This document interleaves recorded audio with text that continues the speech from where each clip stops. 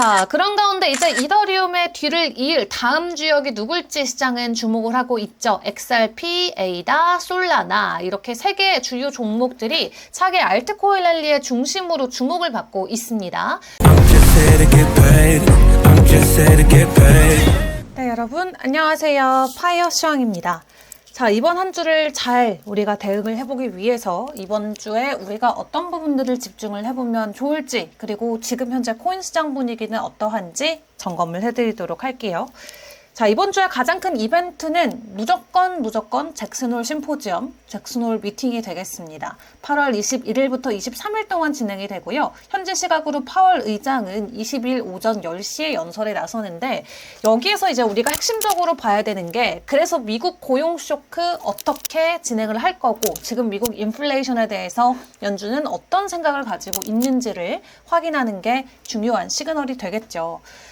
최근 미국의 고용이 예상보다 훨씬 더 약한 수치가 나왔었습니다. 7월 신규 고용이 7만 3천 명 증가에 그쳤었고 5월과 6월 수치도 큰 폭으로 하향 조정되면서 시장 안에서는 불안감이 커졌었죠. 노동시장은 식고 있는데 물가는 여전히 끈적끈적한 수준을 보여주면서 일단 시장이 9월 금리 인하를 기정사실하고 있기는 한데, 만약 이 자리에서 파월이 갑자기 매파적인 톤의 목소리를 낸다면 주식과 코인 시장은 모두 충격을 맞을 수가 있겠습니다. 특히 비트코인 변동성 자체가 지금 2년 내 최저치 수준이기 때문에 작은 신호에도 시장이 크게 흔들릴 수 있다는 점은 꼭 주의를 해보시는 게 중요할 것 같고요. 그리고 이 반도체 관세 정책도 지금 다시 도마 위에 올라와 있는 상황입니다.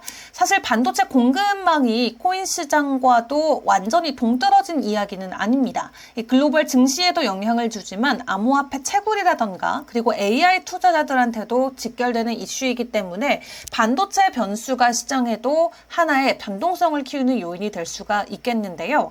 만약 관세 강화 신호가 계속해서 나온다면 경기도나 우려 확대감이 커질 수가 있겠고요. 트럼프 대통령이 미국에서 안 지으면 최대 300%까지 관세 매길 수 있다, 이렇게 이미 이야기를 해놓은 상황이기 때문에 이 정책 방향에 따라서 시장이 예민하게 반응할 수도 있겠습니다. 자, 그리고 우크라 전쟁 이슈, 일단 주말에 트럼프 그리고 푸틴 대통령이 만났는데 모두가 예상했던 것처럼 결말이 나오진 않았습니다. 이제 내가 이만큼 했으니까 야 우크라이나 이제 니네가 좀 나머지 정리해라, 약간 좀 이런 식으로 회의를 마무리를 지었었는데, 일단 전쟁의 장기화가 된다면 당연히 에너지나 원자재 쪽 가격 변동성이 나올 수가 있고, 그렇게 되면은 글로벌 인플레이션의 압력이 재점화될 수도 있기 때문에 이 지정학적 불확실성은 늘 이 위험 자산, 특히 코인의 발목을 잡는 하나의 변수입니다. 그래서 이번 주에는 잭슨홀 미팅과 반도체 관세, 우크라이나 전쟁을 계속해서 주목을 해보시는 게 중요할 것 같고요. 자, 그리고 또 시장을 흔들 수 있는 또 다른 주체 중에 하나, 바로 차이나, 중국입니다. 또 다른 변수 중에 하나로 중국 인민은행의 부양책도 우리가 함께 체크를 해야 됩니다. 만약 중국이 계속 경기 부양을 이어가게 된다면 시중의 유동성이 확대되기 때문에 코인 시장에 자금 유입을 기대를 해볼 수가 있겠고요. 무엇보다 지금 비트코인과 암호화폐 시장은 이 글로벌 유동성과 상당히 높은 상관관계를 보이고 있습니다. 이 글로벌 유동성과 무려 94%의 상관관계를 보이고 있기 때문에 이 세상에 돈이 풀린다라는 건 결국 비트코인의 가격 상승으로 직결되는 이슈라고 생각을 해보시면 될 것 같아요. 지금 중국 경기지표 최근에 발표됐었던 내용을 보면은 지금 7월 소매 판매가 마이너스가 나왔죠. 한마디로 중국의 경기가 계속해서 부진한 상황이 이어지고 있는데, 블룸버그나 노무라 같은 경우는 9월 부양책의 가능성이 높다라고 전망을 하고 있어서 중국에서 어떤 이슈가 나오는지에 따라서 또 시장에서의 움직임이 나타날 수도 있겠습니다. 지금 세상에서 가장 많은 이 가치를 가지고 있는 자산을 순위로 보여주고 있는 건데요. 금이 가장 크고요. 그 다음에 미국의 달러, 유로, 그 다음에 바로 중국의 위안화가 4위권에 이름을 올리고 있는 만큼 시장에서 굉장히 중요한 자산으로 자리매김을 하고 있습니다. 자, 그렇기 때문에 중국에서 부양책 이슈가 나와주게 된다면 시장 안에서의 유동성 증가와 함께 상승 기대감 가져가도 괜찮을지 같이 지켜보도록 하겠고요. 자, 그리고 비트코인 쪽의 상황도 함께 점검을 해보자면 일단 기관들이 여전히 열심히 사주고 있기는 합니다. 월가가 2분기 동안 비트코인에 대한 투자를 크게 확대를 했고 뿐만 아니라 하버드 대학교 같이 이런 학교 기관들도 현물 ETF를 통해서 비트코인을 지속적으로 보유하고 있는 것을 SEC에 제출된 보고서를 통해서 확인을 해볼 수가 있었죠. 특히 하버드 대학교 같은 경우는 이 비트코인에 대한 물량을 지속적으로 증가시키고 있고요. 원화 기준으로는 무려 2조 원이 넘는 금액입니다. 뿐만 아니라 웰스파고 같은 경우도 비트코인을 기존 보유량에서 4배 정도 더 증가시킨 걸로 확인이 됐습니다. 이렇게 주요 기관들이 지속적으로 비트코인에 대한 관심을 보여주고 있기는 한데 뱅크 오브 아메리카의 설문조사를 확인을 해본 결과 기관 투자자들은 여전히 이 암호화폐를 논의에서 크게 배제하고 있는 것으로 확인이 됐습니다. 이 조사는 5천억 달러 이상의 자산을 관리하는 200명의 매니저를 대상으로 설문을 진행했다라고 하는데요. 이 디지털 자산 할당은 상징적인 수준에 머물고 있음을 여전히 보여주고 있는 상황인데 이 8월 설문조사 결과를 확인을 해봤을 때 대다수의 펀드 매니저들은 여전히 디지털 자산에 전혀 노출을 하고 있지 않은 것으로 확인이 됐습니다. 이들의 포트폴리오 내 평균 암호화폐 비중이 단 3.2%에 그쳤다라고 하는데요. 이 전체 응답자를 기준으로 평균 비중을 상출하면 0.3%로 더욱 낮아진다고 합니다. 이에 ETF 분석가인 에릭 발추나스 같은 경우는 이런 결과에 대해서 기관 투자자들의 선경지명이 부족하다라고 지적을 했고요. 일단은 비트코인이 주류 금융에서 점차 수용되고는 있지만 아직까지 구조적으로 가야 할 산이 높은 것으로 보여집니다. 다만 반대로 생각을 해본다면 아직 글로벌 대형 자금들이 거의 들어오지 않았음에도 불구하고 이 정도 가격대를 보여주고 있다는 건 이들이 더 비중을 높이게 됐을 때 비트코인에 더욱더 큰 상승을 기대해 볼 수 있기 때문에 반대로 호재로도 생각을 해볼 수가 있겠네요. 자, 그리고 우리의 든든한 구원자 중 한 명인 마이클 세일러 같은 경우는 오렌지가 부족하다라는 글과 함께 본인의 개인 계정에 비트코인을 추가 매수하겠다라는 암시글을 남겼습니다. 이 스트래티지가 비트코인을 지금 62만 개나 보유하고 있음에도 불구하고 마이클 세일러는 비트코인을 추가적으로 구매하겠다라는 암시의 글을 남겼고요.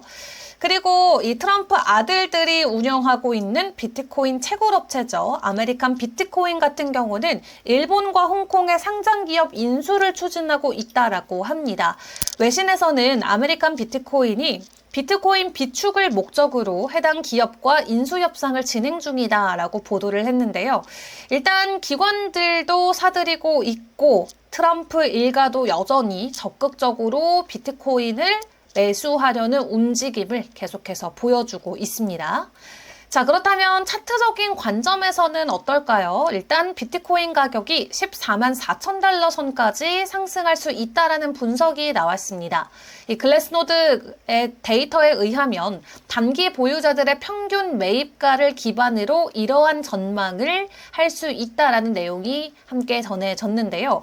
일단 단기 보유자의 평균 매입가가 비트코인의 가격 흐름에 중요한 역할을 해왔는데 단기 보유자가 최근 155일 이내에 비트코인을 매입한 투자자를 지칭을 하고요. 이들은 평균 매입가가 새로운 시장 참여자의 심리와 수익성을 나타내기 때문에 단기적인 가격 역학에 상당한 영향을 미친다고 합니다. 현재 이들의 보유 매입가가 10만 7천 달러 수준이기 때문에 다음 주요 저항선은 12만 7천 달러로 분석을 해볼 수가 있다라고 하는데요. 만약 비트코인의 12만 7천 달러 선을 확실히 돌파한다면 14만 4천 달러 구간까지의 상승도 현재 구간에서는 보여지고 있다라고 합니다. 다만 10만 7천 달러의 중요한 지지선을 하락으로 뚫고 내려오게 된다면 9만 3천 달러까지의 가격 하락도 현재 보여지고 있다고 하니까 이 부분 잘 체크해 보시면 좋겠습니다. 자, 그런 가운데 이더리움은 바람 잘 날이 없습니다. 다시 한번 이더리움 재단 덤핑 의혹이 불거졌는데요. 이 루콘체인이 함께 공개한 데이터를 체크를 해봤을 때 이더리움 재단과 연결된 지갑이 전략적으로 지금 시장 대응을 하고 있다라고 합니다. 시장이 심각한 약세였었던 지난 2022년 6월에 이 지갑 같은 경우는 3만 개 이더리움을 매수했었다라고 하는데요. 당시 평균 매입가가 1,100달러 선이었다고 하죠. 그리고 지금 해당 지갑에서 7,000개 이상의 이더리움을 4,500달러 근처에서 매도해서 큰 수익을 실현한 것으로 나타났습니다. 변동성과 불확실성이 교차하는 시장 속에서 지금 해당 지갑은 이더리움의 복잡한 가격 구조 속에서 숙련된 플레이어들이 어떻게 움직이는지를 보여주는 중요한 참조점으로 작용이 되고 있는데요. 이번 움직임이 결국 국지적 고점을 의미하는 건지 아니면 추가 상승 전 잠시 멈춘 것인지 앞으로의 움직임을 계속해서 주목을 해봐야 될 것 같습니다. 자, 이렇게 이더리움 가격이 3일 연속 일단 하락을 하고 있는 상황에서 주간 기준으로 고점 대비 10% 정도의 조정이 나오고 있죠. 다만 기관과 개인 투자자들의 매수세 그리고 네트워크 지표 개선에 힘입어서 상승세가 이어질 것이다 라는 전망이 나오고 있기는 합니다. 이더리움은 4,410달러까지 지금은 가격이 내려온 상황인데요. 일단 투자자들의 꾸준한 자금 유입이 이어지고 있는 가운데 최근 일주일 동안 이더리움 ETF에는 3조 9천억 원이 순유입됐다라고 하고요. 총 운용 자산도 350억 달러를 돌파를 했습니다. 비트코인 ETF보다도 훨씬 더 큰 금액이 4주 연속으로 이더리움 쪽으로 들어오고 있고 또 여기에 온체인 지표 같은 경우도 긍정적인 흐름이 이어지고 있어서 추가 상승에 대한 기대감이 나오고 있고요. 또 기술적인 분석 부분을 놓고 보더라도 이더리움이 지난달에 골든크로스 형성을 했는데 이게 단기평이 장기평을 돌파하는 상승 신호를 우리가 알고 있죠. 단기적으로는 그렇기 때문에 4,110달러의 지지선을 재확인하고 나서 6,840달러까지의 상승 가능성도 현재 그려지고 있다고 합니다.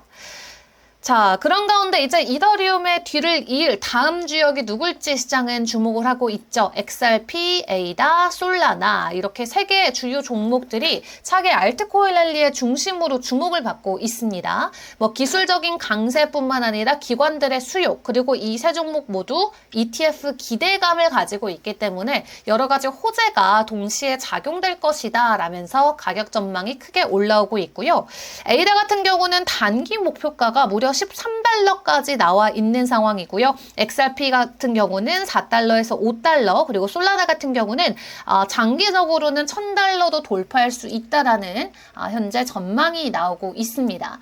지금 이 세 종목 모두 현물 ETF에 대한 기대감과 함께 전문가들은 앞으로의 성장 서사를 계속해서 갖춰 나갈 것이다 라고 프로젝트 풀이를 하고 있고요. 그중에서 솔라나 같은 경우는 기술적인 업데이트에 대한 기대감도 있습니다. 솔라나의 알펜글로우 합의 제안이 이번 주부터 커뮤니티 투표 단계에 진입한다라고 하는데요. 이 해당 과정을 마치고 나면은 디앱이라던가 토큰 가치도 제고가 될 수 있고 더욱더 빠르고 안정적인 모델로 바뀔 수 있는 만큼 이 솔라나의 기술 투표가 최종적으로 진행이 되게 된다면 이 내부적인 기술 이슈 업데이트에 대한 호재까지도 솔라나는 안아갈 수가 있겠습니다. 자, 그렇다면 지금 파이어 차트에서 보여주고 있는 시장의 분위기는 어떨까요? 함께 만나보시죠. 네, 비트코인의 도미넌스는 58%로 현재 시각 지나가고 있습니다. 여전히 알트에 대한 강세가 이어지고 있는 가운데 전반적으로 시장에서는 약세 그림자가 조금 더 강하게 드리워지고 있고요. 비트코인 개별 종목만 놓고 봤을 때는 어제 저녁에 숏에 대한 시그널이 뜨고 나서는 일단 가격 하락이 나오고 있는 상황입니다. 단기에 대한 지지 라인도 뚫고 내려가기 때문에 추가 하락에 대한 가능성 충분히 있어 보이고요. 11만 6천 달러까지의 지지도 받지 못한다면은 추가 하락에 대한 가능성이 있기 때문에 해당 부분에서의 가격 변동성 체크를 해보시는 게 좋겠습니다. 자, 이더리움 같은 경우는 지금 오늘 오전 기준으로 숏에 대한 시그널이 뜨고 나서 가격 하락이 이어지고 있습니다. 지금 숏에 대한 캔들이 강하게 나오고 있는 상황인데 지금 단기적인 이평의 지지를 뚫고 내려온 상황에서 다음 장기 지지 구간까지의 가격 하락의 가능성이 나올 수도 있겠습니다. 있습니다. 시장 전반적으로 약세 흐름이 이어지고 있는 가운데 내일의 시장의 분위기는 어떠할지 내일 시황도 정리해서 다시 돌아오도록 할게요. 오늘도 성공 투자하시고요. 내일 다시 만나요. 안녕.